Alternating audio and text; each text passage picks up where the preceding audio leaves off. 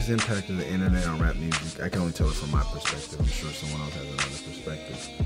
But at the time, I was making tapes myself, selling them on the street, and I wasn't in major chains. I wasn't in any independent record stores. There was really no way for me to get my music. So the first way internet impacted us was Napster. So now I was able to tour the nation, and kids knew the words to my song.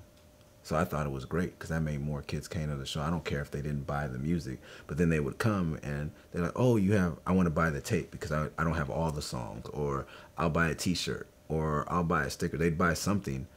So it was liberating. I went from, selling a couple hundred to selling thousands of tapes, and having 3 people at my show to having 300 to 3,000 people. It made me bigger. It made me more accessible. It kind of started to level out the playing field.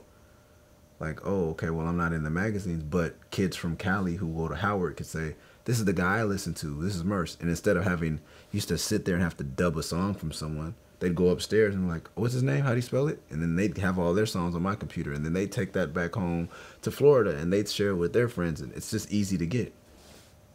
And the labels were working, I think at that time, still really hard to pull their stuff off. So our stuff was like cool.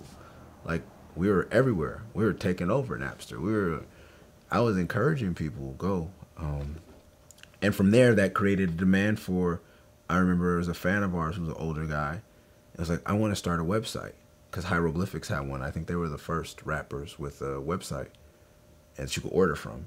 I was like, okay, well, who's going to buy music through a computer? And then he started buying 5 tapes from me. Then he was buying 30 a week. Then he was buying hundreds of tapes from me, and he was selling them to Japan, to Germany, Austin, Texas, Colorado, San Jose, California. And then it grew. It was a way for me to make money and get my music. Kids don't just want to steal off Napster. Now they want to buy it so they can get the album cover. It revolutionized the independent game completely. Now, someone on the major label side of things would probably tell you a completely different story.